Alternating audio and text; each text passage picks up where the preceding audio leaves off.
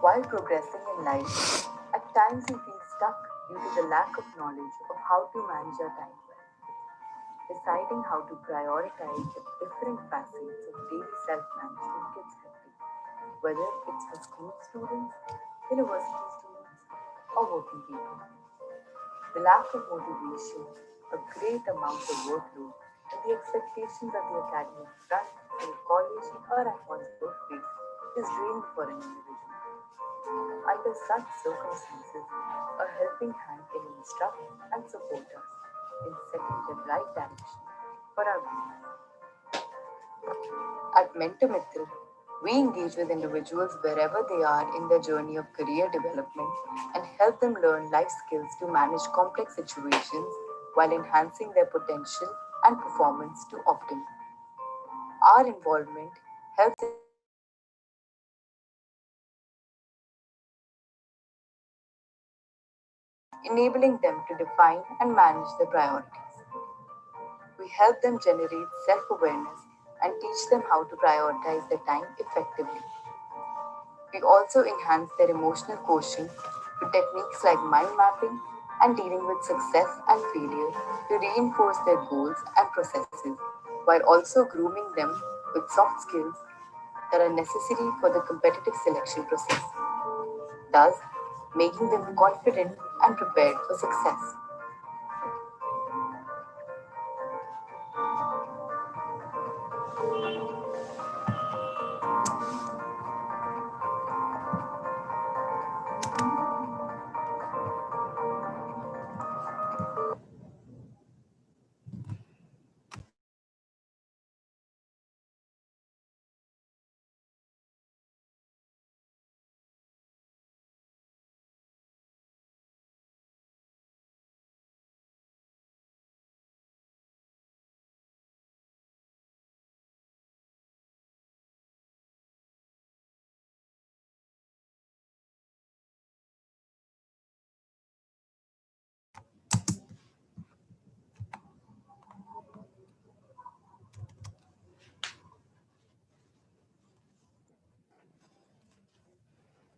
Good evening, everyone. I will be taking you guys through the MentorMitr application. The first thing is the questionnaire. So we before you come to a counseling session with the mentor, there are specific screens, specific templates which you have to fill to let the mentor know what your goals and everything. So questionnaire is a template where we ask you some 20 to 25 questions to know about yourself. And so tracks and options where you get to choose the tracks which are present, and this is to mentor know in which tracks you're interested. Mentor will guide you through which tracks are important and which might work out for you based on your interests. So after submitting some options, there is a sports track. So if you are interested in sports, you will be able to answer this question. You can answer about your favorite sports. What are your in the favorite sports? There are 5 questions designed to know about your sports. And after the sports track, there is a college track. This is to know where you wanted to join, like up a specific. What is the name of the college you wanted to join? What is the syllabus the college needs, and the selection criteria for the college, and what do you need to achieve the required stuff, and what is the thing you need to improve. So after that, there are prior. So this is to let the mentor know what your priorities are. You could have different types of priorities. We have a 4 different priorities. So you could click on here and you could enter your priorities. Let's say you have a priority to get a good score.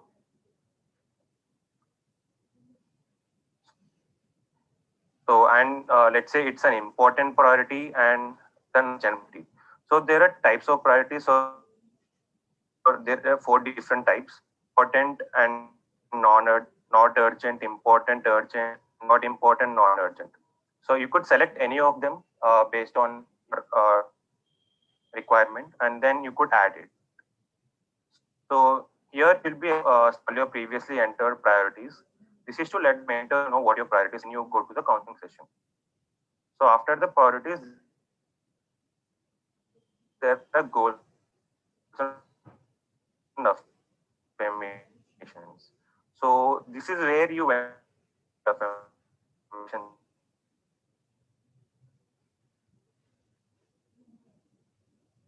goal. And all of your goals are entered here, and all of your affirmations are entered. You could add your activities. So activities are basically what you do in the what you do in your regular size sports, movies. You could add your own, define your own activities which you do in a day, and then in the weekly timetable, what you do is you should define how your weeks looks like. So before going to the counseling session, the mentor will want to know how your week looks like. So let's say on Monday, as you see here, I have three samples. Is to add back from. So you add that school. The whole week you'll be able to how week like how each day of the week. So these are the templates which you will be filling before going into the counseling session. And then once you fill all these templates, you are ready to go to the counseling session for a mentor. For a mentor. So you can click on here and you can schedule a session with the mentor. So there are different types of sessions, and you could select any one of the sessions. You have 1 hour counseling session, short discussions and everything. So you could select one of those sessions, and you could fill the date, like the date and timing of your sessions. Let's say I want a session tomorrow. I select the date. You see the time slots which are available. You can select the time slots. You can enter your name. You can enter your email, and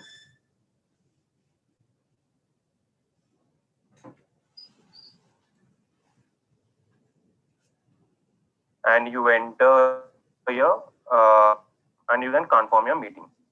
So once your meeting is confirmed, the MentorMitr team will get back to you on mail. So that's how you session. So after you schedule a session, once after the session, the mentor, if you have any feedback about the mentor, about the session, you could give us feedback and we could improve on that. And after the session, what you'll do is you'll be entering, you will be giving the app your data based on which we'll be getting reports. We'll be assessing your performance and everything. So you could add your own subjects. Like if you're a school student or a college student, you have different courses. So you could enter your course name and you could enter your target in that course. Let's say you want to get 95%, and you could set your own targets in the subjects. And time tracker, you'll be letting us know what you're doing each day. So let's say on at 20 right now, I am giving a MentorMitr presentation. So you could define that in your activity and then come here and select that from your activity.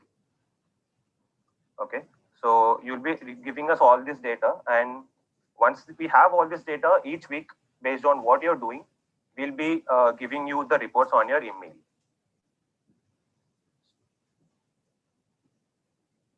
So these are the outputs which you'll be getting from the mentors. So when you go to a mentor after the question, you're looking at your time. So let's say you are spending 10 hours on, so how much time you should be spending on different activities in each week. So let's say the mentor wanted to spend your week like this. So you'll have an idea of how to distribute your time. So this is a bar graph showing that. And after the session, the mentor will be giving you suggestions, like the summary of the session. What are the suggestions you should be following and stuff. And in the grade section, you can enter your scores. on each in each subject. Let's say in maths, I had an exam today and I got 90 out of 100. You could have a record of that, and when you go to the mentor again, he'll be having a record of that. And we have a depiction of how you're performing in each subject. So you can see how the we'll have a bar graph so that you can see how your percentages are going.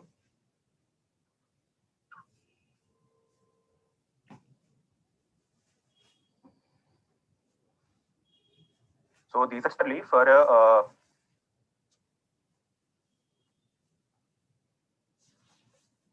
working professional. There are the different. So the mentor will be able to fill a questionnaire where he'll tell us about his or her work life and everything related to work and everything. So similarly, his or her own priorities and goals and affirmations and a weekly timetable. Let's say a working professional has go to work and family time and stuff. So he'll be able to have his own weekly timetable defined for himself. So remaining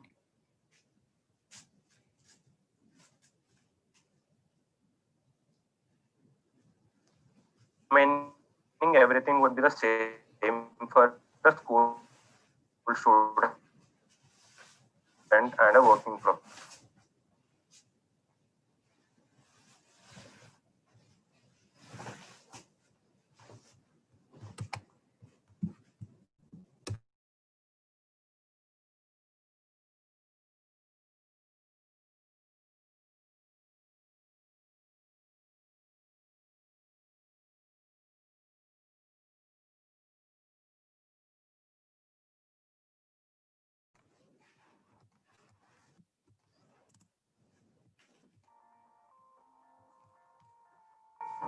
While progressing in life, at times you feel stuck due to the lack of knowledge of how to manage your time well.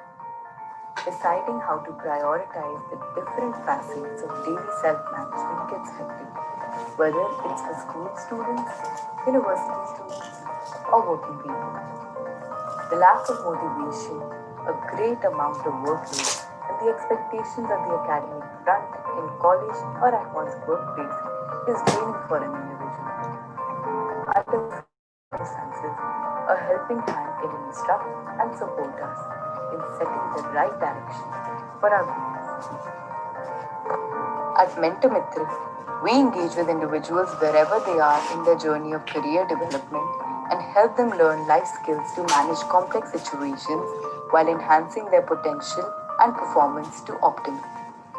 Our involvement helps individuals to set the right goals and create options by following an objective process, thereby enabling them to define and manage their priorities. We help them generate self awareness and teach them how to prioritize their time effectively. We also enhance their emotional quotient with techniques like mind mapping and dealing with success and failure to reinforce their goals and processes while also grooming them with soft skills that are necessary for the competitive selection process, thus making them confident and prepared for success.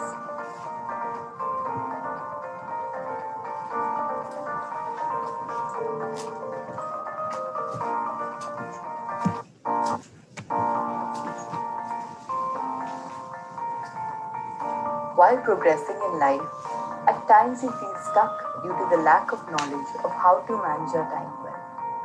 Deciding how to prioritize the different facets of daily self-management gets hectic, whether it's for school students, university students, or working people. The lack of motivation, a great amount of workload, and the expectations of the academic front in college or at one's workplace is draining for an individual. Under such circumstances, a helping hand can instruct and support us in setting the right direction for our goals. At MentorMitr, we engage with individuals wherever they are in their journey of career development and help them learn life skills to manage complex situations while enhancing their potential and performance to optimum. Our involvement helps individuals to set the right goals and create options by following an objective process, thereby enabling them to define and manage their priorities. We help them generate self awareness and teach them how to prioritize their time effectively. We also enhance their emotional quotient with techniques like mind mapping and dealing with success and failure to reinforce their goals and processes, while also grooming them with soft skills that are necessary for the competitive selection process, thus making them confident and prepared for success.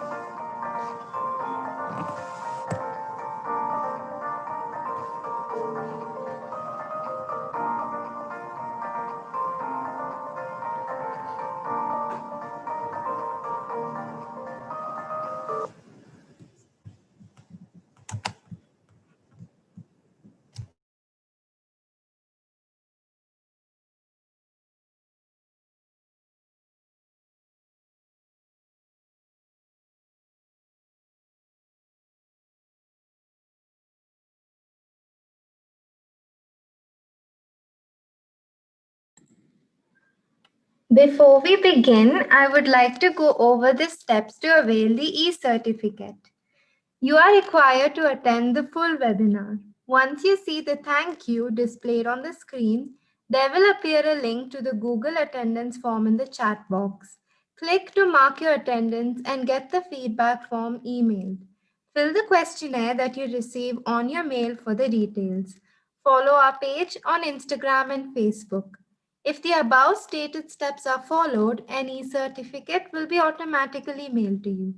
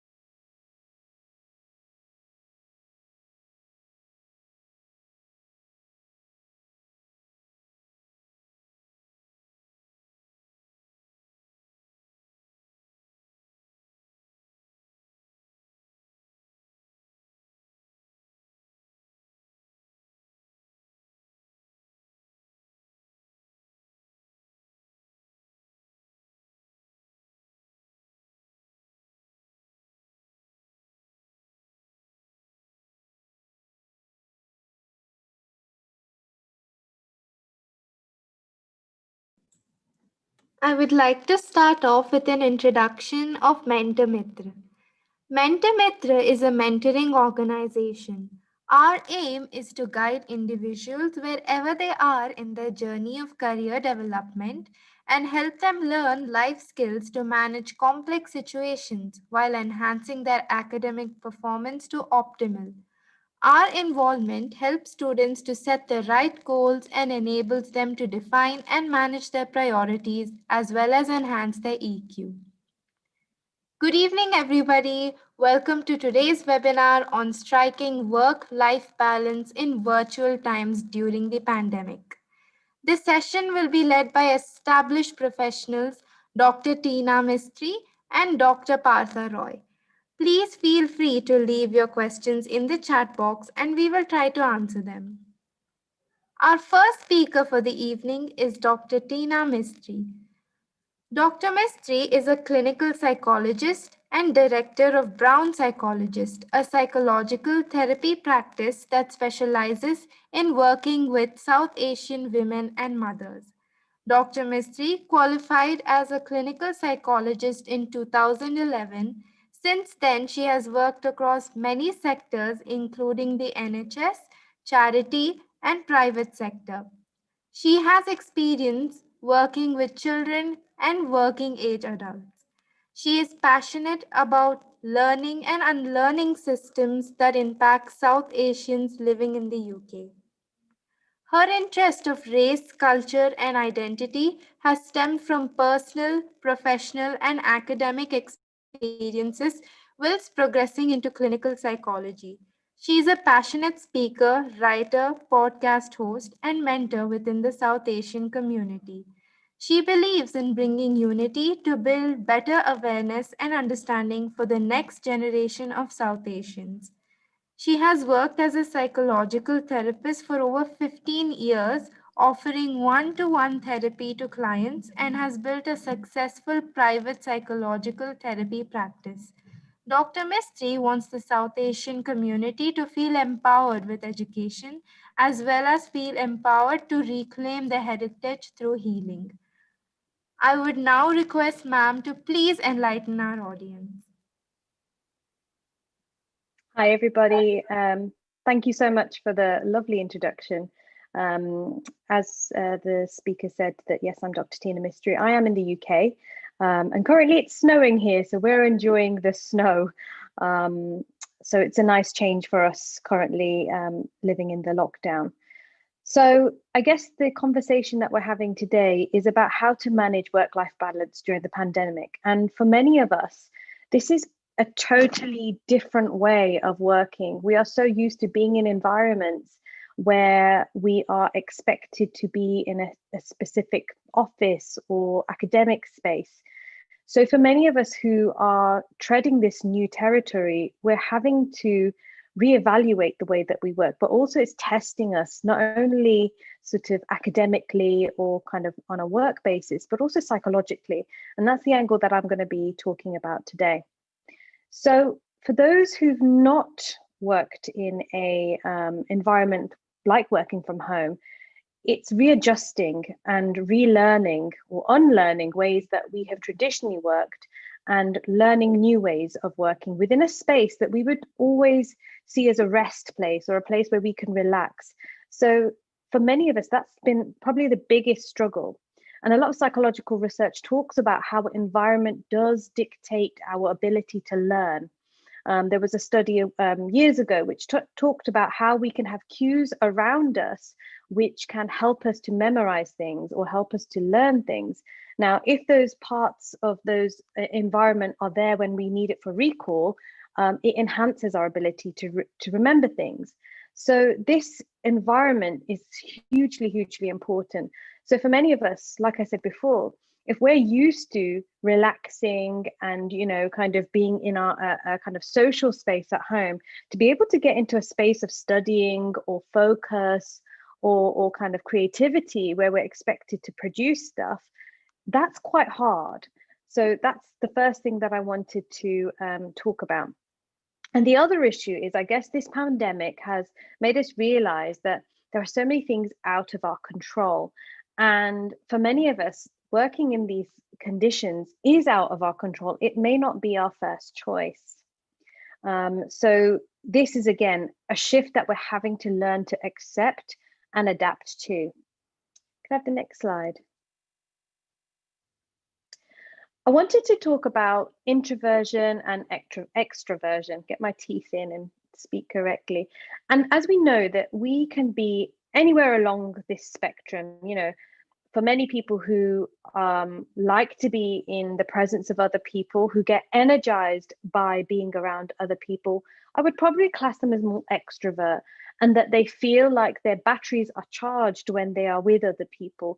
That's where I would see that, you know, that's where extroversion usually lies. But we can kind of, you know, move between those spaces. And then we've got our introverts, and our introverts actually find those social spaces hugely depleting. So it takes away our energy. We find those situations quite overwhelming. We can manage them from time to time, but actually we need our own time and space to recharge. So that's one thing that we need to be mindful of, is actually being in our own spaces. How are we finding it? Are we finding that actually we feel more settled in ourselves?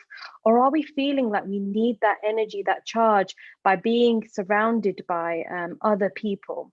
And again, it's about noticing when we feel depleted or when we feel energized, and knowing what we need to be calling upon during those times. And I'll come back to this a little bit later. So each of us are going to have individual ways of coping with these situations, depending on kind of our traits or our states. And often, I guess, what we forget is the positive and the negative around being in a work environment or an academic environment, like a school environment or a university or college environment, that these spaces are designed specifically for education, learning, productivity. But also, let's not forget the social aspect of being in these spaces. For many students, not only is that space for academic learning, but it's also a space where they learn social skills on how to negotiate and how to learn to make friends or manage conflict. And then as we become adults, we're doing that in the work environment as well. We're negotiating conversations where we're trying to handle conflict. We're trying to get our needs met in different ways. And actually that fulfills us on a social level as well. And that, we forget the importance of that being in these specific environments, which can help us to develop our emotional intelligence, I guess, in many ways. So some might find this shift to working from home quite difficult, and others actually might be like, yes, this is brilliant. Finally, I can kind of be in my own space. I don't have to, constantly be bombarded by people's interruptions or conversations. And also, not having long commutes. For some people, that can be quite difficult. And for others, it can be quite refreshing to have that kind of difference, I guess, in many ways. Next slide, please. So I guess the other thing that I wanted to mention is that as much as we, the introverts who are on this particular spectrum, they also do need connection. I think that's a fundamental human need, and we can't ignore that for those people who I've worked with as a psychologist have really struggled with the lack of connection with other people. So we, as much as we think that not being in the work environment or the school environment has been helpful, they've actually missed that social connection to people and being in spaces where people exist. So as much as it is a good thing, it actually does have a negative impact. It increases our sense of isolation and loneliness, which we know then could lead to mental health difficulties such as depression or low mood. So another thing that we need to be mindful of is the shift between real life in connection or interaction versus this virtual conference, kind of visual way of interacting. We probably are experiencing more email communication, more screen time. And this then leads to often the lack of nuance, the lack of kind of, the gentle interpretation that we might have when we're in the company of somebody. Let's not forget that actually, a high percentage between, I think it's 70 to 80% of communication is actually non-verbal. So what does that mean? That means that most of our body and our face does a lot of the communication. And as human beings, we're very good at reading other people. So when that's missing, and that's usually done by email or kind of by video conferencing, where you might not have the greatest internet connection, a lot of that stuff might be missed, which may cause problems in communication. So we have to be very mindful of how that is done. And I'm going to go on to talk a little bit about Zoom fatigue or video conferencing fatigue a little bit later, where we need to pay attention to that and how that actually does have a psychological impact on us. So the other things that we need to be thinking about is, what about the people who have never worked from home and all of a sudden they're being forced to be, working from home? They need to set up a desk. They need to have an ergonomic space where they can work properly. So can they reach things easily? Do they have a desk? Many people in the UK, don't normally typically work from home. And, a lot of businesses have struggled to meet the demands to make sure that their employees are carefully cared for during this time. So, some people might have back problems, some people may have eyesight problems. So actually it is the employer's responsibility to make sure that the health and safety risk assessment is done so that their health is not further detrimented as a result of changing the way their working environment is. So we've got to make sure we've got the correct equipment, making sure that our laptops are at a specific height, we've got the right chair, making sure the space is right. And we have to bear in mind that not everybody is going to have that. Some of us live in very tight, small spaces. And how's that going to make us feel working, living, eating in the same environments that we're constantly being, expected to be in? We know that that's not ideal, but sadly, this is the state of affairs that, many people are finding themselves, which again is having an impact on their sense of well-being. The other thing that we need to think about, I guess, is, next slide. Sorry, I've covered that. Zoom fatigue. Let's go to that. Now, this is a concept that I don't think many people have understood or have fully appreciated. But one of the things that we have been learning since March 2020 was that after all these people started to work from home, people started to experience headaches, fatigue, low mood. And psychologists who were working within organizations termed this concept of Zoom fatigue, which is the mental exhaustion associated with online video conferencing. Now, myself as a psychologist, I worked face-to-face prior to the lockdown in the UK, and then I had to quickly switch over to virtual conferencing like this. So as a therapist, I had to be very, very careful on how I was reading people's signals. Now, my sessions are usually an hour long where I'm working with people who have mental health issues. But we're talking about here, kind of academics, professionals working together, trying to have these online meetings where we're trying to flip between different screens. We're trying to read people's facial languages and also listen into the tones that they use within their voices. Now, as you know, and as I know, our voices don't quite sound the same when it's transmitted via the internet. It actually is quite difficult for our audio system to process. And actually that is one of the causes for what we class Zoom fatigue, that actually our brain is overwhelmed by the sounds and the sensations, but also the visual processing that occurs during an online conference. And there's things that we can be doing. So for example, muting ourselves if we're not talking, having shorter meetings, encouraging better online conference etiquette, and reducing background noise and using of the chat function. So some ideas that we can encourage our colleagues to help us with when it comes to doing this video conferencing. Go to the next slide, please. I think I touched on ergonomics in terms of having an ideal workspace, and there's lots of people that will probably be able to be talk about that in a more informed way than myself.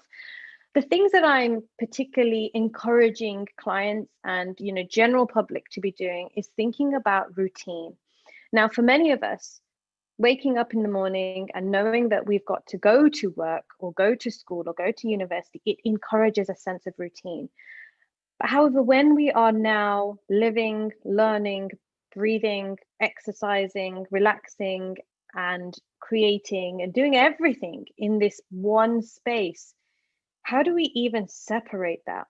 So there's some things that we can try. For example, we know that having a routine where we start at a specific time and finish at a specific time is very helpful, because then we can create a boundary between work and rest.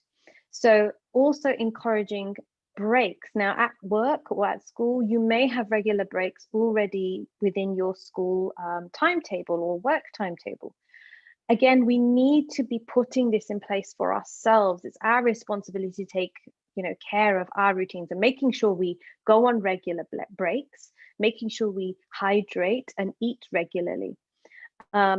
And the small things that we can do that, I've had conversations with colleagues about, like having a coffee at the beginning of the day before we sit down, that could be something that could be helpful. Having a walk around the block at the end of the day to almost simulate a commute, because actually we forget the importance of a commute, that as much as it can be quite difficult and busy and stressful, it actually allows us to decompress what has happened at work, so that we're creating this space between work and home or work and rest. Could I have the next slide, please? So there's some healthy habits that we need to continue to do. Sleep. We know, I can't stress the importance of sleep. making sure that we have a regular pattern, just as we do for work or school, that we have, approximately 8 hours a day. And again, we vary. Some of us are more likely to need a little bit more, some of us need less. And again, it also depends on what we're doing during the day. If you're anything like me, I'm sat most of the day because I'm seeing clients face to face, I probably don't need that much sleep. Whereas somebody who may be engaging in more physical behaviors during the day, they may need more sleep, but we're all different. But what I would be recommending is making sure that your sleep time and your wake time is regular-ish, so that then that creates that sense of routine. And what you'll find is that more that you try and encourage a habit like that, your body will get used to it, and your body will then allow you to wind down at a certain time and allow you to wake up at a certain time.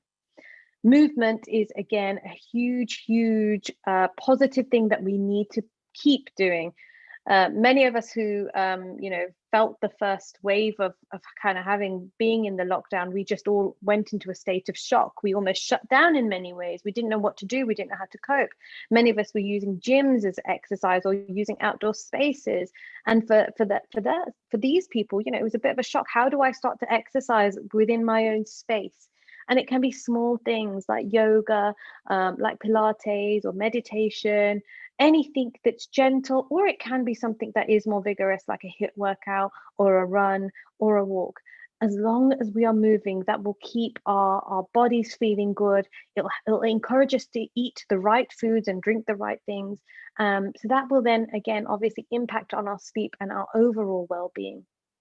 And as I've touched on nutrition, again, these are like the foundation things that we should be trying to do: sleep, movement, nutrition. Okay, next slide, please. This is the one thing that I feel like many of us are struggling with, because as a society, we are so used to being in the company of others, which then creates moments of connection. Now, for those people who are working on the front line and for those working at home, burnout is real. And burnout is when we notice that we're no longer ourselves. We may be irritable more, we may be feeling frustrated, or we may not be sleeping well. And burnout is caused by the fact of feeling overwhelmed by what's happening around us. And this could be for many reasons. So in the UK, we're having to homeschool a lot of our children. For the frontline workers, it is obviously an increase of demands. So, for the people that are working in hospitals, our doctors and nurses, the COVID patients are there, but also the regular patients are there as well. So there's a lot happening for many people who are working from home or on the front line. And this is the crucial bit, because we know that burnout actually is something that can affect us psychologically, but actually one of the ways in which we can help with burnout and to eradicate or soothe burnout is through connection. And when I talk about connection, I'm talking about our ability to express. So first of all, become aware that we're feeling, irritated or burnt out, naming it, and also then trying to express that with a friend or a colleague or somebody you trust, who you trust. Sometimes we can't spot it ourselves. And, it might be a good idea to say to a friend or a colleague or somebody, say, if you ever notice that I'm kind of acting differently, or you're noticing that I'm irritable, call me out. Call me out gently. Could you just check in with me to see if I'm okay? And you can create a buddy up system as well. And what that allows is for conversation, because sometimes we can't see it when we're in our own dark spaces. We don't want to burden other people with our problems, because, let's face it, we feel like that everybody else is going through way worse than what we are. But actually, we need each and every one of us to be the best version of ourselves as possible during this very difficult time. There's other things that we can do to help ourselves engage in our own psychological awareness and insight. So things like engaging in hobbies, making time to speak with friends and family over the phone or via FaceTime or Zoom or whatever works, and connection to yourself. And this is this can be spiritual, this can be journaling, this can be meditation, this can be religious. It can be anything that works for you. But the crucial bit is to give yourself permission to give yourself 5 minutes to yourself, for yourself, because We have to fill our own cups before we can give to others. And that's, across the board, whether we're frontline workers, whether we're students, whether we're office workers, or whether we're doing any other jobs. Each of our jobs requires us to be something for someone. So it's hugely important that if we can be the best versions of ourselves, we can give our best versions to everybody else around us. And the other thing that I would be talking about is social media. As much as it is a positive thing, we can create community there, we can have conversations, we can learn things.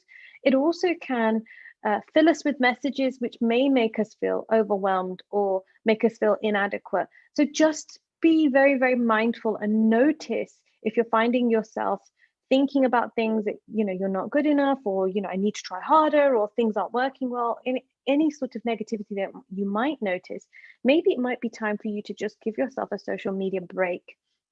And this is something I encourage to a lot of people, is that just taking a break from that overwhelm and just plugging out and switching off and enjoying things that are physically around us in our systems is hugely beneficial. Okay, next slide.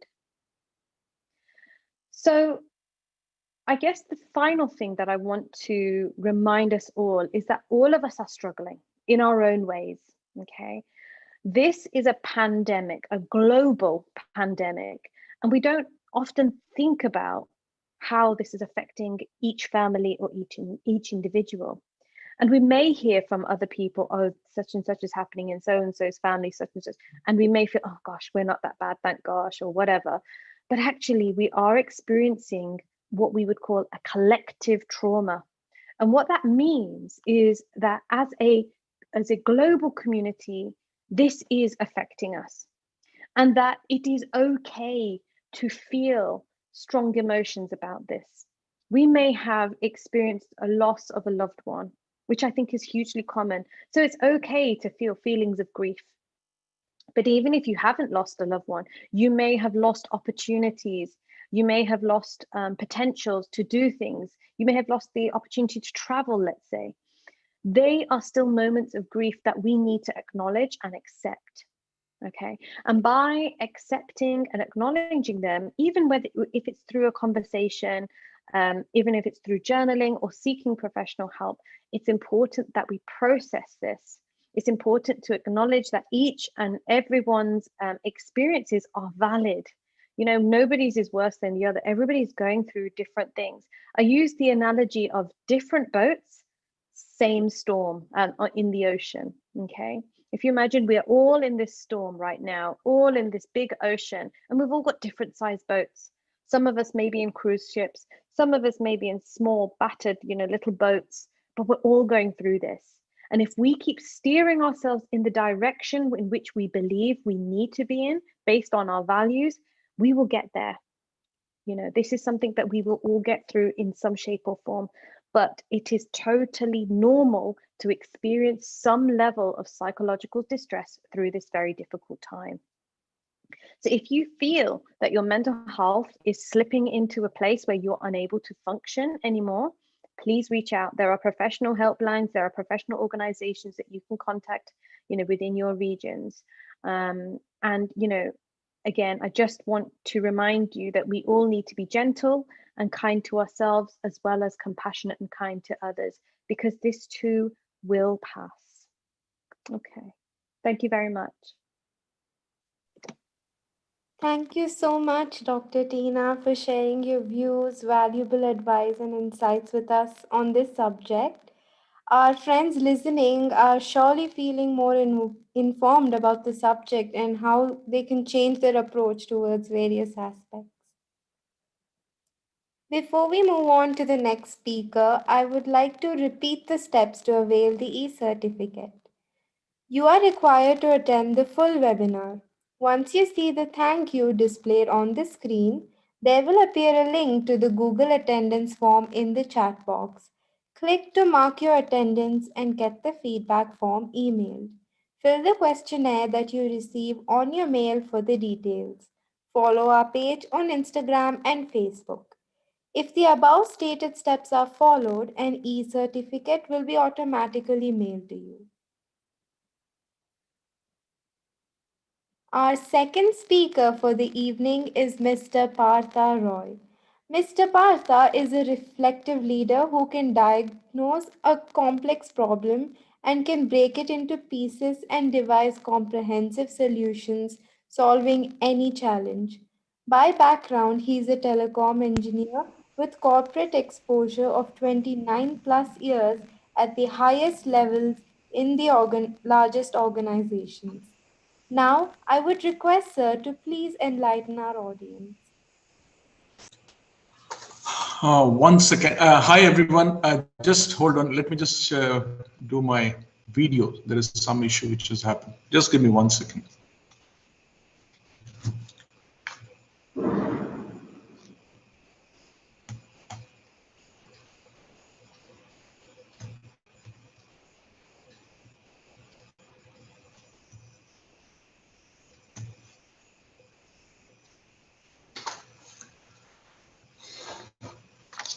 Hi, everyone. Welcome to this session. I think it has been absolutely a brilliant piece of delivery by Dr. Mistry. And I feel she was more than qualified to actually clinically dissect the whole problem, what we all are going through. And my delivery will be purely based on a experiential, as an experiential practitioner in this whole pandemic situation. But I think the way I need to create this flow for this session is, first I'll just talk about work-life balance, because I feel at the end of the day, it's work-life balance is even relevant when we are not in a pandemic situation. 1 second. Is there some issue with the video? Hello? Yes, sir. Actually, your video is not coming. 1 second, 1 second. Is it fine now? No, sir. You joined from two accounts, I guess. That's why. Yes, I have just closed one account.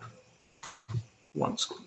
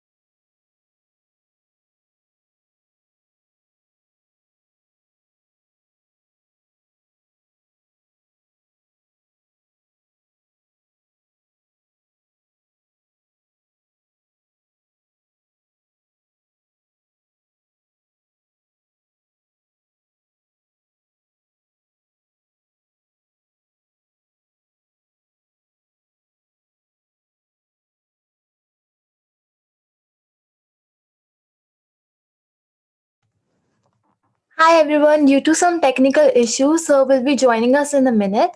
Till then, if you have any questions, please post them in the chat box. Thank you.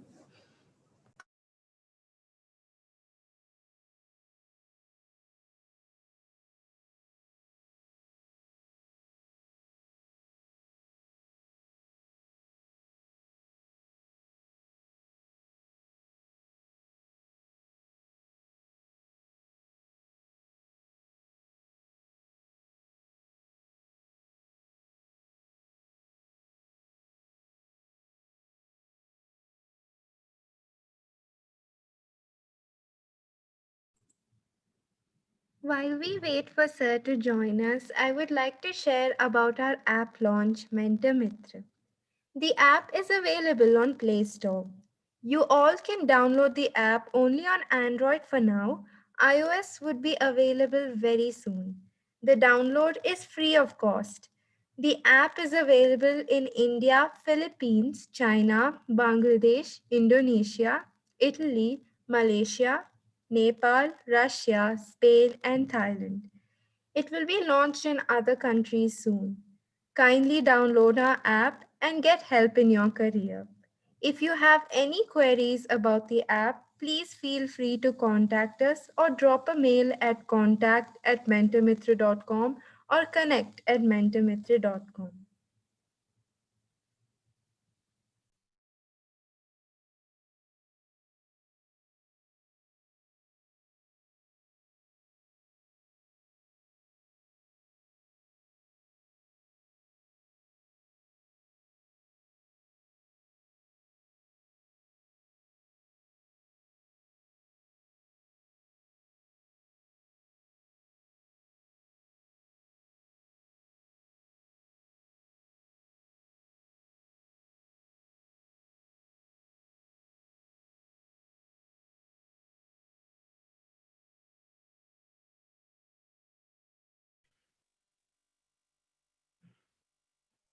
Hello.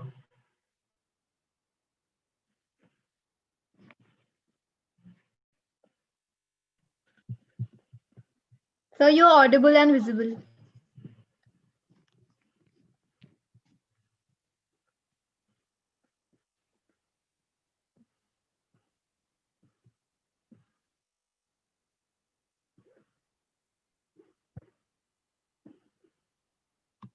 So you can please start.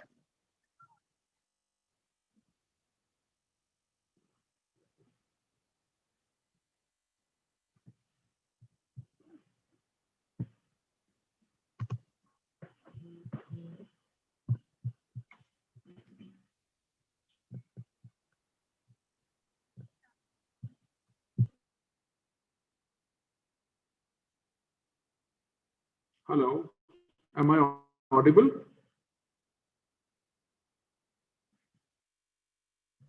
Yes, sir, you are audible. You may please start.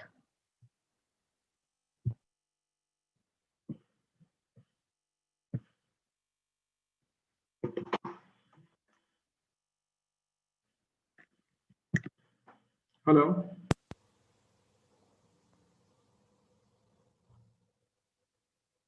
Hello. Hello.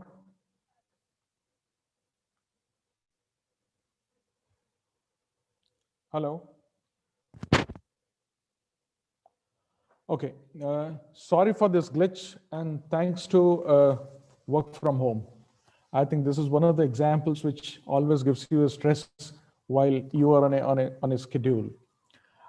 Let me just start it again. I think I must appreciate the clinical analysis what Dr. Mistry had just delivered. Absolutely on the dot, the logical conclusion on how to manage the current pandemic situation. Whether you are a student, you are working somewhere professionally, stuck at home, like she was saying. Yes, of course, in the Western world, people don't work from home, but in most of the Asian countries, I think we have been working from home for some reason or the other. Now, coming on to my presentation, I think I will first try to dissect what is work-life balance. I think this is even relevant before the pandemic, but most of us has more or less forgotten the whole concept of work-life balance, and we were more towards work because it has been always being mapped by the mind. The way I look at analyzing work or a analogy to work is more to do with your mind, where you do your all logical things, your aspirations, everything is logical. And life is all to do with your soul, your heart. And I think we need to create that balance, the balance between mind and heart. And there has to be a line which needs to be drawn so that you actually lead a balanced life. Because end of the day, what is profession is all about? It's all for yourself. And if you miss yourself, how can you be happy at the end of the day? And that's how I think this work-life balance has been in practice. At least I am now 30 years in this professional world. We started hearing work-life balance sometime in the early 2000. where I think the productivity pressures have been increasing. People have been pushed on multi-skillings and all those stuff. And people where I think there was a growth trajectory, aspirations were very high. And that's where we started missing the life. And somewhere we have been always tapped to think twice what you are supposed to do in life. Are you really doing it, or you are just running behind work? And that's where the imbalance started. Can you just put on to the next slide? Now, this balance is normally influenced by your responsibilities, by your intent, even by your delivery. Now, sorry.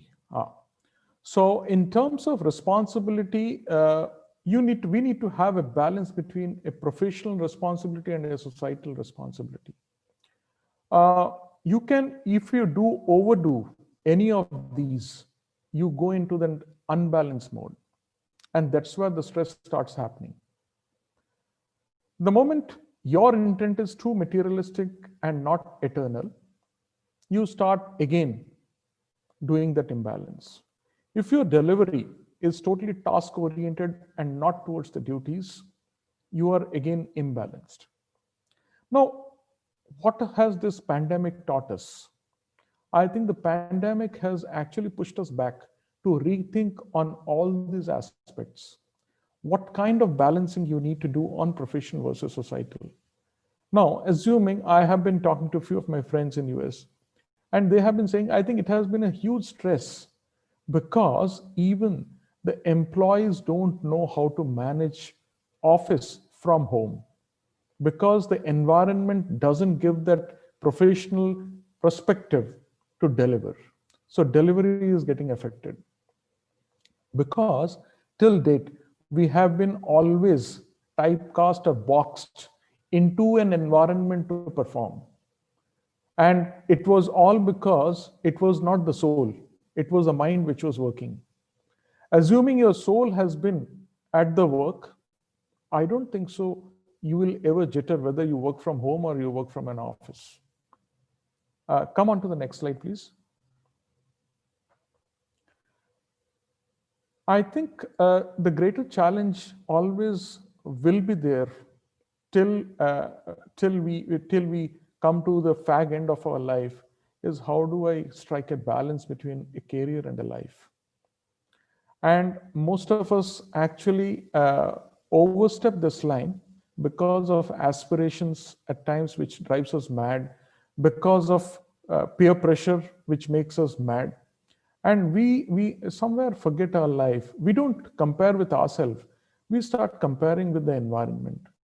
And that's where this obsession to be on top, it's good to have, but you can't do it at the cost of your life, because end of the day, it's your life. So I think it's always important. It's always important to schedule your priorities, because your priorities are sacrosanct. Those are your priorities. And I feel priorities are always unique to every individual. Your priority can't be my priority, because your priority are driven by so many factors in your life: your upbringing, your obligations, your parents, your home, everything revolves around those priorities. So once you have set your priorities, the only thing left out is to schedule those priorities. Instead, what most of us have been doing is we prioritize our schedules, which is absolutely wrong. Because I always feel that priority is sacrosanct and you have nothing but to execute those priorities. Now you have to only schedule it. These are few of the way I am actually delivering. I don't have a absolute workflow, because I am just giving you a experiential learning of what I had. Now I'm about 53.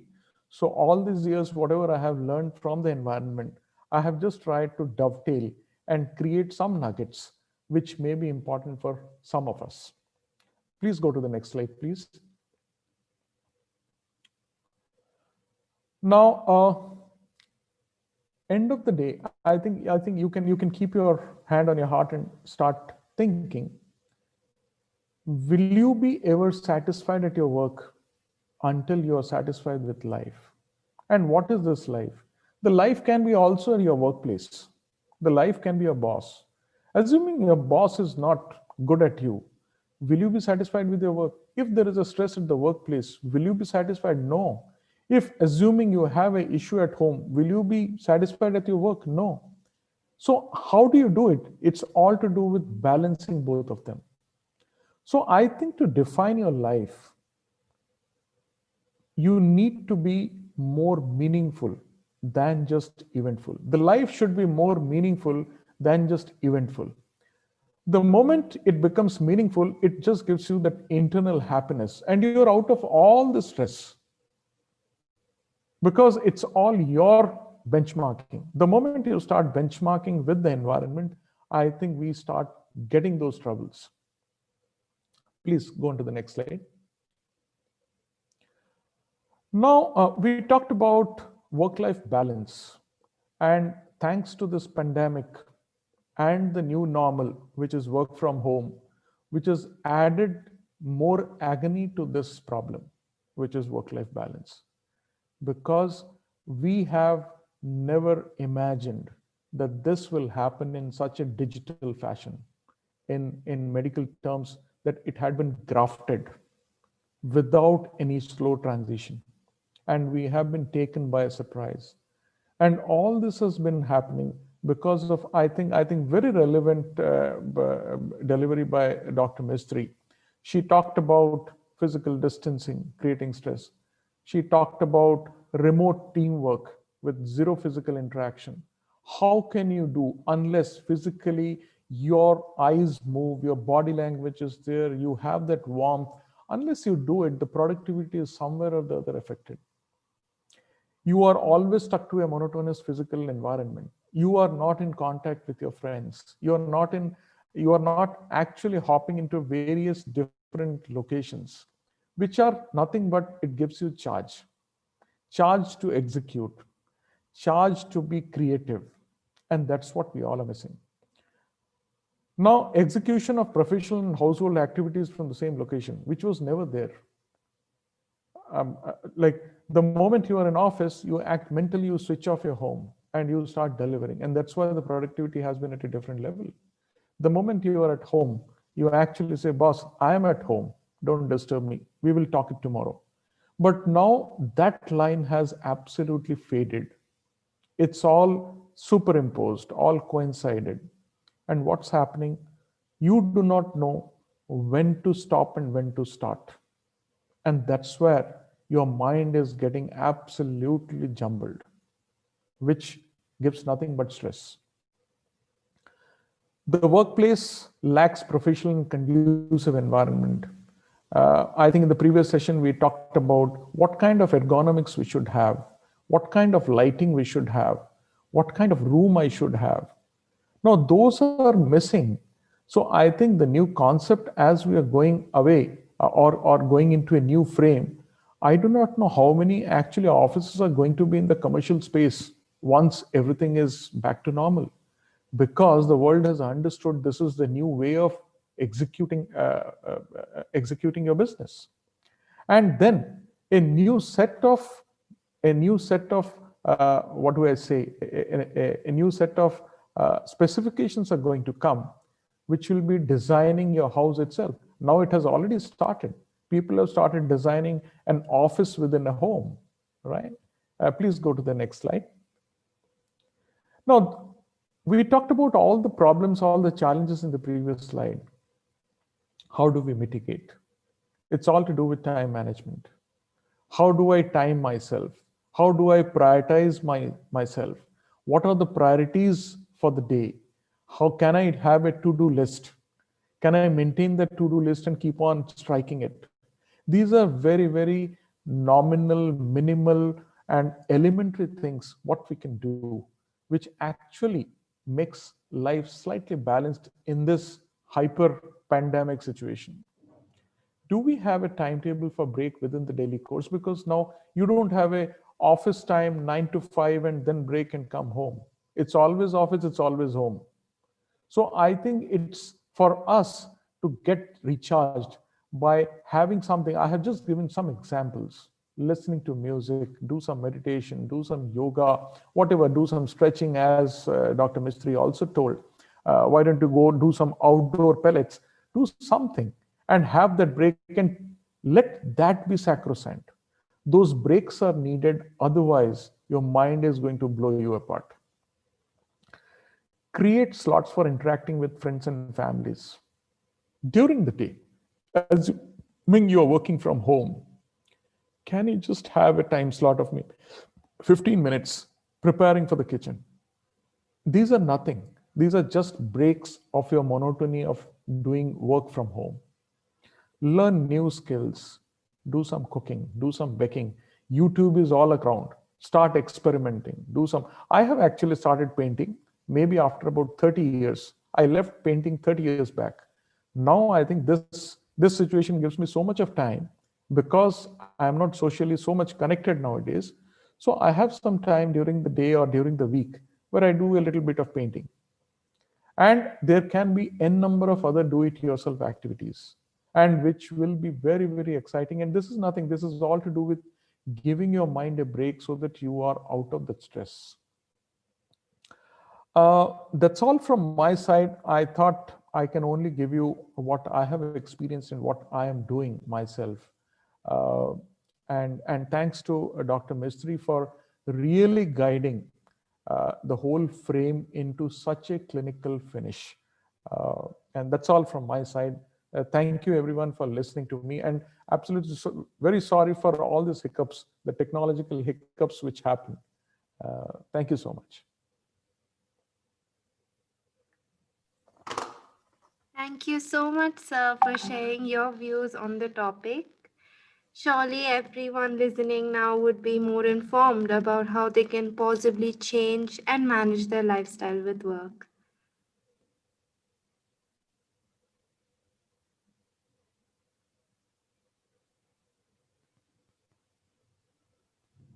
Now, we would like to share our app launch, MentorMitr.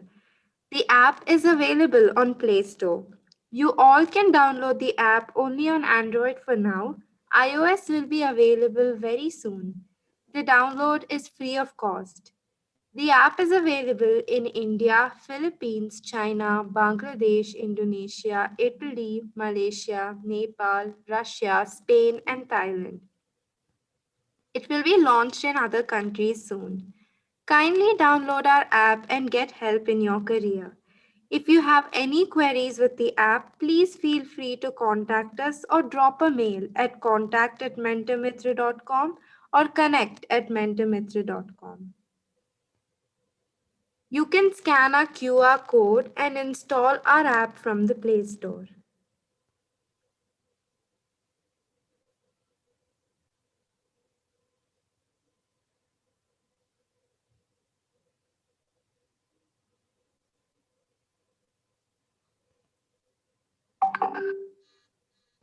Now we would like to proceed to the Q&A session by our audience. Our first question for the evening is by Josephine Koo. If you're the type of person who's using your social media apps all the time, almost every hour of the day, how can you start with your social media detox? Dr. Tina, can you please answer this question? Great question, and it just goes to show how quickly we can create a dependence on, digital devices, digital applications. And what I would say is to think about, what are you using those applications for? So many of us are becoming more and more dependent on these applications to do things like waking us up. I know I use my phone to wake me up. I also use my phone to help me do my exercise because I use an app to do that. So I'm wondering if there are things that you can scale back, that you could use an alternative to. So it doesn't have to be, go all out. It can be just a small amount. So start off with something small, like maybe, start with, an application that you feel like you can replace with something real life. So for example, an alarm clock. So you could maybe put your phone elsewhere. And one of the recommended things that I kind of hear about is actually having your device not next to you in the morning, giving yourself that mental space from waking up and doing your kind of normal routines, brushing your teeth, whatever you need to do, exercise, meditating, whatever it is, breath work, and then look at your application. It's small things that you can try. And I would say maybe, kind of do it over a few days and see how you feel. Notice a difference. However, I know many people that will do, like a social media detox. So I've done it before where I've just deleted my Instagram app, I've deleted my Facebook app, my WhatsApp app, and done that for the weekend. And then I'll switch it back on again. And I'll let people know, of course, that, I'm kind of going to be away from social media for a few days, and then I'll come back on again. And just notice and observe the difference. And these are the small things that you could try. And it's all about playing with it. So just see how you get on. Thank you so much for your wonderful advice, Dr. Tina. Our next question is by Sarah Angela Bautista. What is your advice to the future nurses that will start working in this pandemic? Mr. Partha, can you please share some insights? Can you just repeat the last phase of the question, please? Yes. What is your advice to the future nurses that will start working in this pandemic? I think at the end of the day, I feel the future will be you can make the future as smooth as possible. It all depends upon you. Like Dr. Mistry told, sorry, 1 second. Hello? Yeah. Like Dr. Mistry told, you need to start experimenting in terms of your stretching yourself out of those dependencies, right? The moment you start doing it, you are actually on your own self. And once you're in your own self, it's more to do with your own creativity. Currently, you are being driven by the machine. Then you'll be driven by your heart. And the moment you do it, you'll start enjoying what you're doing.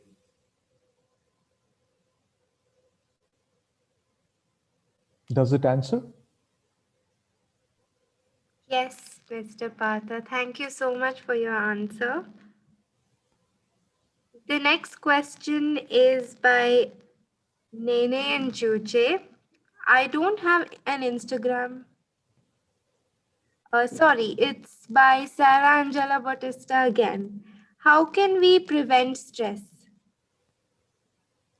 How can we prevent stress during this pandemic situation? Dr. Tina, can you please share your insights?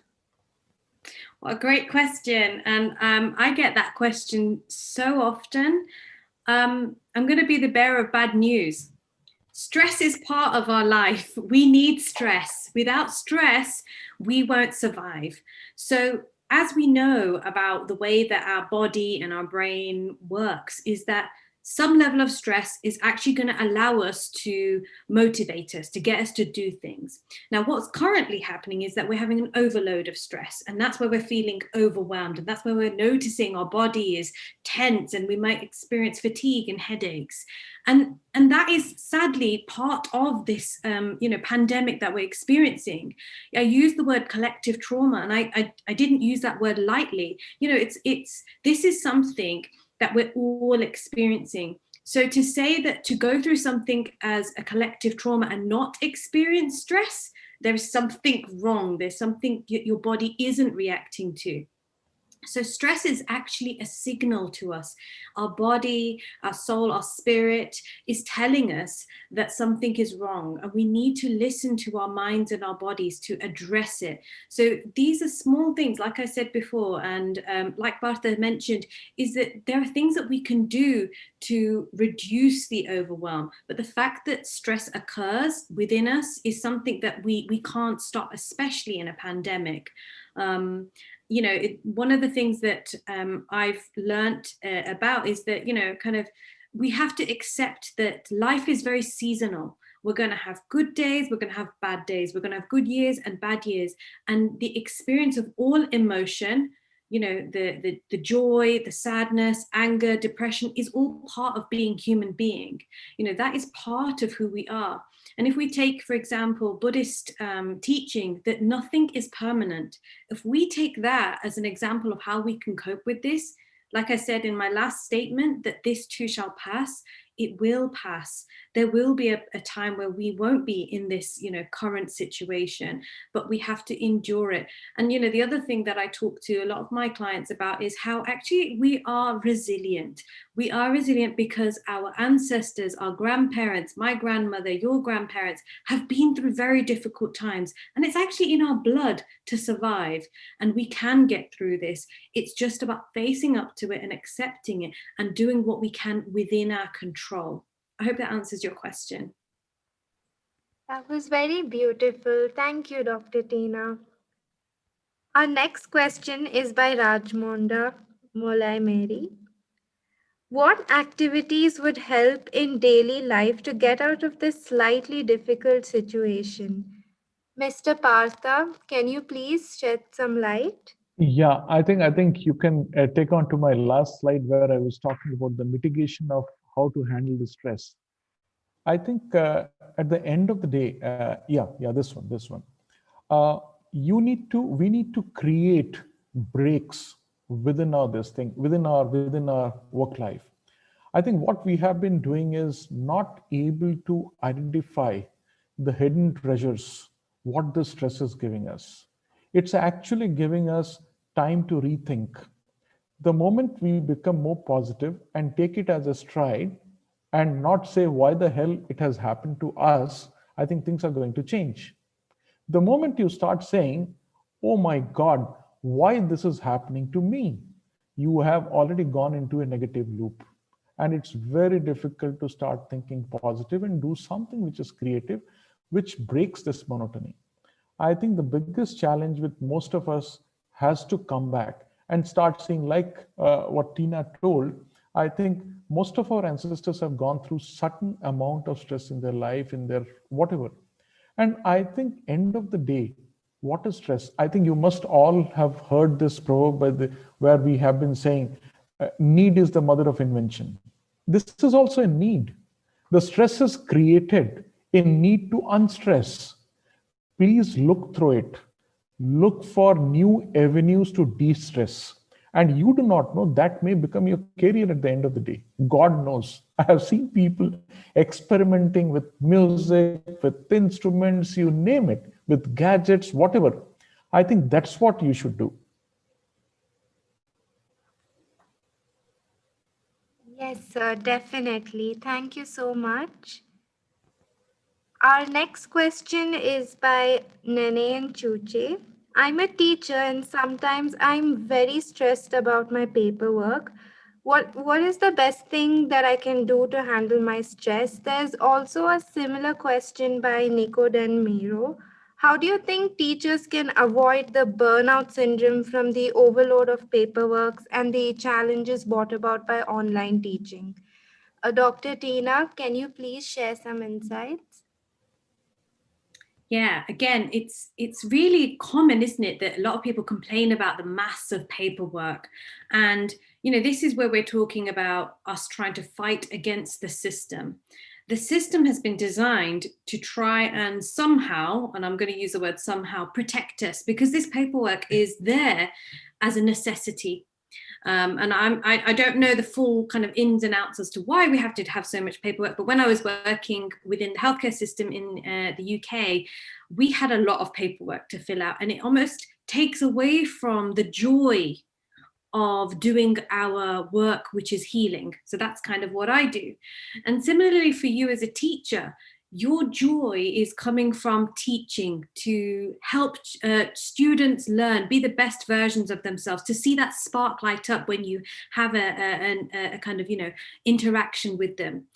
And what these are what we would class as impediments, things that have just got in our way. They're kind of clearly getting in our way and are causing friction between us and what we truly want. And Partha was saying exactly the same thing, that we need to find joy in what we're doing.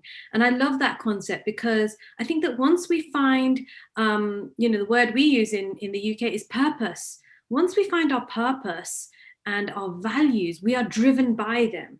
So what I would say is that no matter what, things were always going to come in your way. Stress is always going to be part of our of living.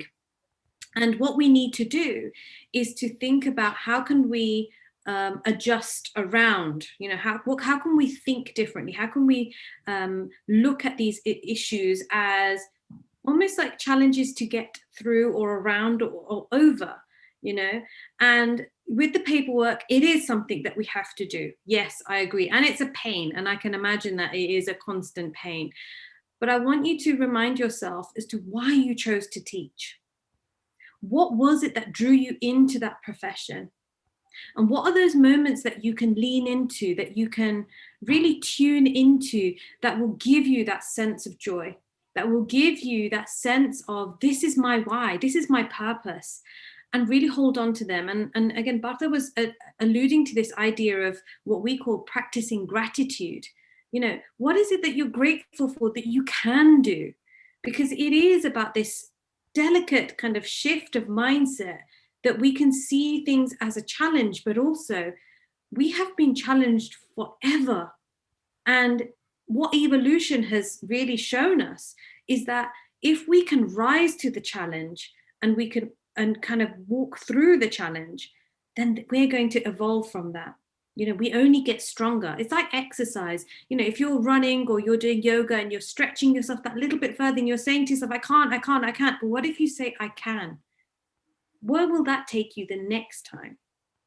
You actually can go further. So what if you can? What if you can lean into that moment where a student says, thank you, miss, thank you, ma'am, for teaching me something? That is your golden moment that you need to hold on to, because that is your why and that is your purpose. Okay, I hope that helps. Thank you so much for your valuable advice, Dr. Tina. Our next question is by Marie Antoinette Benson. Making a productive space is easier said than done. How would you advise those individuals who share their home with other people and have very limited space, both spatial and personal space? Mr. Partha, can you please share your advice? Difficult question. Absolutely a difficult challenge. And that's why I think workplace, which has now shifted onto the home, has started redefining itself, right?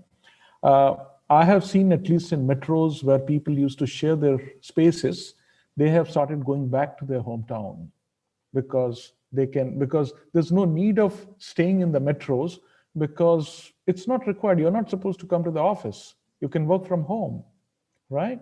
At least in India, we are seeing that. Whether it's Mumbai, whether it is Gurgaon, whether it is Delhi, I think people have started going back to their hometowns. And they're absolutely comfortable. You need not to cramp in a house which is next to your workplace, because anyway you are not going to the workplace. And that is because at the end of the day, we all came to all the situations, we all started sharing this house because we were away from our home. Now please understand, please mark the words home and house. The home is where you belong to, and house is nothing but just four walls where you are sharing with your friends. You don't have emotion with that house, right? You are there only because it's next to your workspace. Now you are not commuting to the workspace, so why you need to stay there? So I think, but of course, it's easier said than done. End of the day, it's absolutely a tough challenge. And I don't know whether there is a vaccine or a shot for these kind of challenges. And it's going to evolve. I feel it's a matter of time. Because I was talking to HR personnels who are very senior professionals in the industry, And they're saying the whole concept has started changing. People have started giving allowances for having an office at home, for buying a chair so that you don't have a back pain, for creating a home and a table and some systems and a printer at home. So all this is going to evolve. It may not have happened digitally at a 0-1 state, but I think time is going to be there, because at the end of the day, you have to understand, for providing a space, a workspace in a commercial space is much more expensive than having an allowance to an employee who does it from home. So I think at the outset, I don't have a resolution to this problem, but I feel time is going to change because we are seeing the change, at least in India. Yes, that makes a lot of sense. Thank you. Dr. Tina, do you have anything to add? Yeah. I think that this is a real difficult situation that many of us have found ourselves in. So a lot of the conversations I've been having here in the UK are around, young people who have moved back to, home with their parents, or people like myself. I'm a parent myself, so I've got young children. It's about boundaries, and what I would be saying and encouraging people is to have that conversation. I don't know about your families, but I remember growing up, my mum would just barge into my room and, she'd assume it's her space too. And that's okay then. But if you are in a Zoom meeting or a conference where you can't be disturbed or you need focus time, that's when you need to start to have these conversations around, okay, look, mom, dad, when my door is shut, or I've got a sign or something, please just knock, or don't disturb me during this time. And it's an adjustment. So one of the things that I've seen is that a lot of the older generation, say our parents' generation, they've never seen, their children working. They don't know what it looks like to, what does my son or daughter do at the office, or what do they do at school? They don't understand what that looks like. And so for them, it's quite an unusual thing to have these boundaries in place. But if we can start to encourage a conversation around the dinner table to just say, dad, mom, sister, brother, whoever it is that's around you, certain times of the day, I'm going to need some focus time just so that I can get my work done. And then after, I'm here, I'm home. And to, I guess it's about kind of, again, creating those separations, so that we can help people feel like that as much as, I need to be in my focus space, I'm also here for you too. So one of the things that we talk about is water cooler chat. And I don't know whether that's a concept that you've come across over in India, but it's that idea that when we're not working, we go over to the kitchen, or, go over to a social space, and we just have a chat about randomness, what's on TV, what have you seen on social media, or what's been going on, in families or communities or whatever. And it's just talk about nothing. It's nothing important, but those micro moments are so important. So it could be that when you've had a moment of being intense kind of focus time, you go downstairs and have a chat with mom or dad or whoever's around and make a cup of tea, or have a drink of water. So you've got time to connect with them and then go back into what you need to go back into. But the key thing is, don't be afraid to have these honest conversations around boundaries. And similarly, make your colleagues aware as well that if you are struggling with boundaries at home, just let them know that, I might have my children running in, or that, I can't work at certain times or whatever, because we are all in dynamic environments, and that, we need to be very compassionate and caring for each other during this time, because no one's home situation is going to look the same. So I hope that answers your question. Thank you so much for your valuable advice, Dr. Tina. Our last question for the day is by Nico Den Miro. Does burnout also lead to a worse mental issue? Dr. Tina, can you please answer this question? Ooh, right. Now, one of the things that I explain to people is that spectrum. So you imagine mental illness on this side and mental wellness on this side. And we can gravitate at any point towards illness where we are classed as diagnosable, versus wellness, we're in a good state of, psychological health.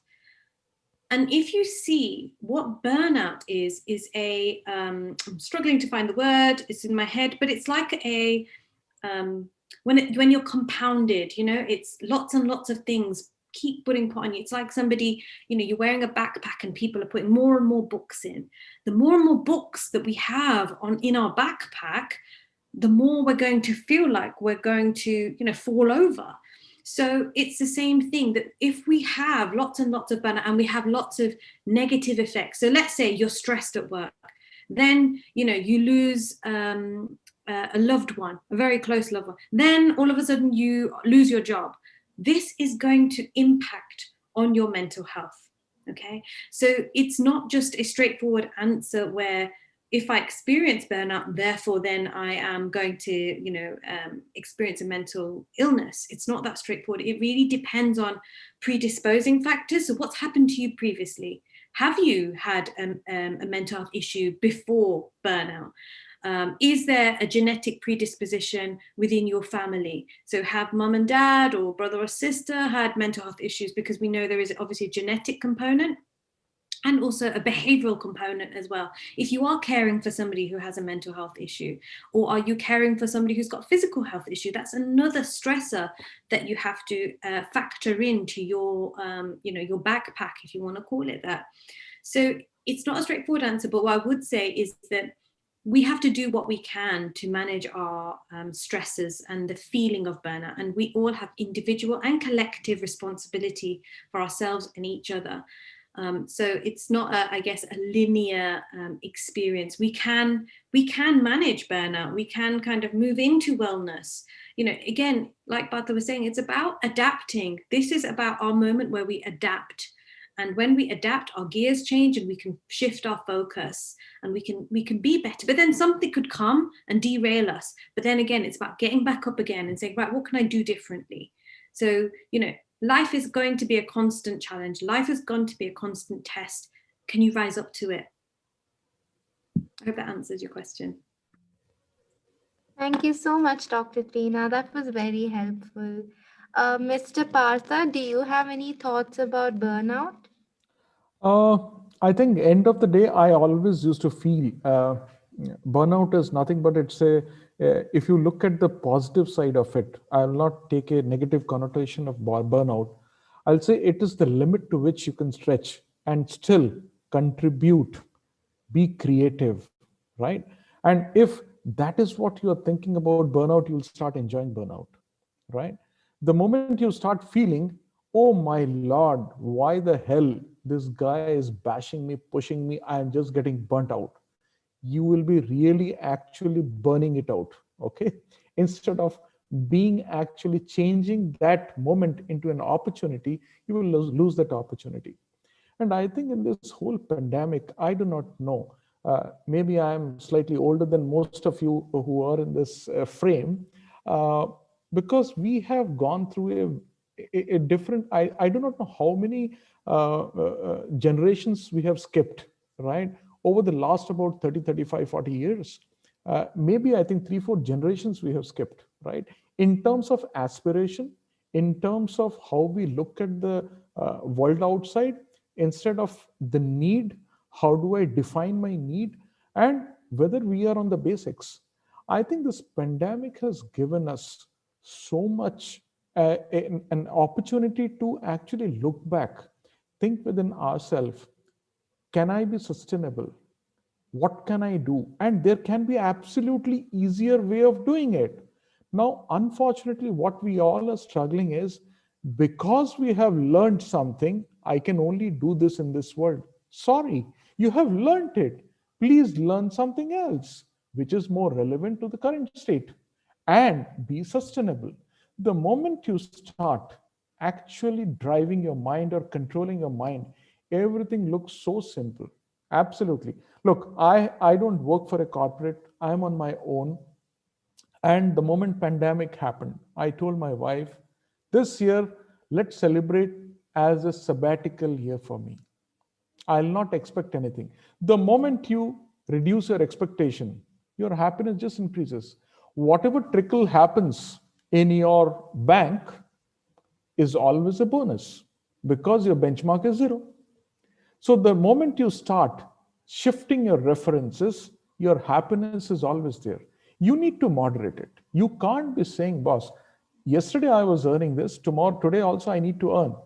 I feel you need to earn to that extent in such crisis so that you can be sustainable, period. The moment you can train your mind to this extent, I think everything becomes so simple in this world. And I always equate 1 year in a lifespan of 80 years. What is the percentage? It's not even 1.25%, not even 2%. Why are you so worried about this 1 year? Forget it. We will still survive. And the moment you have this, everything is doable. Everything is simple. You are back. There are so many businesses in this world which will be wiped out because of this pandemic, right? And believe me, so many businesses have started erupting out of nowhere. The digital transformations have started, the adoption level has gone to different, where we were thinking digital transformation will take next 5 years, it has happened already, right? And thanks to pandemic, that's the positive side of it. So what I need to do, I need to skill, I need to reskill, right? And we forget skilling ourselves once we are out of the school. That's the worst part, right? We feel this is what I know, my worth is X, and we go into that doom, we go into that well, and we are just like a frog in that well, right? Now we need to come out of it and start looking at, if the environment is different, what am I supposed to do to be relevant? Because end of the day, we all individuals, what do we need in life? We want our relevance. Till I leave, I need to be relevant to the society. Just find the way out. And there is no one formula fit for all. It's all individualistic, right? I may have a different parlance or a requirement to be relevant. Somebody else may have a different. Daud will have a different mode to be relevant in this world, right? And Nelson Mandela will have a different mode to be relevant in the world. I think we need to choose. And that's where lies the happiness. The moment you are happy, I think everything looks so simple in life. It's absolutely, that's why I've been telling, have we gone and checked our life? We have been always on the work because life is driven by soul. If I start understanding and listening to my soul, I think you will start negating so many things which you do in life. I think somebody asked in this forum also to Dr. Tina that how do I detox myself? It's you. It's you who has imbibed this habit. It's you who is responsible for it, and it's you who is going to get out of it. There is no third person who can give you a vaccine to be detoxed. Even if you get detoxed, what is the guarantee that tomorrow you are not going back to those apps? It's your own mind. So you have to correct yourself. The moment you start thinking in these lines, whatever is happening, maybe I am somewhere responsible for it. Life becomes so simple because you start taking responsibility instead of alligating the other person. It's only because of who on that I am getting hanged today. No, maybe somewhere we all party to it. The moment you do it, it's a community problem and we start solving it together. That's all. That was a very interesting perspective, Mr. Partha. Thank you. Thank you.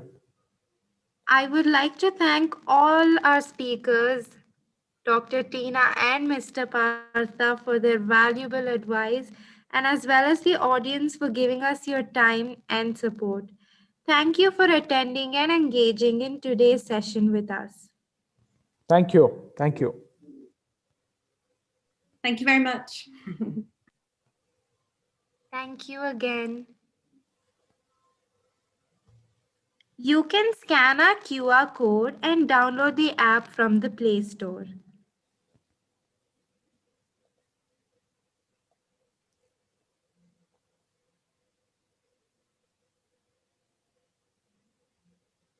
Lastly, I would like to repeat the steps to avail the e-certificate. You are required to attend the full webinar. Once you see the thank you displayed on the screen, there will appear a link to the Google attendance form in the chat box. Click to mark your attendance and get the feedback form emailed. Fill the questionnaire that you receive on your mail for the details. Follow our page on Instagram and Facebook. If the above stated steps are followed, an e-certificate will be automatically mailed to you.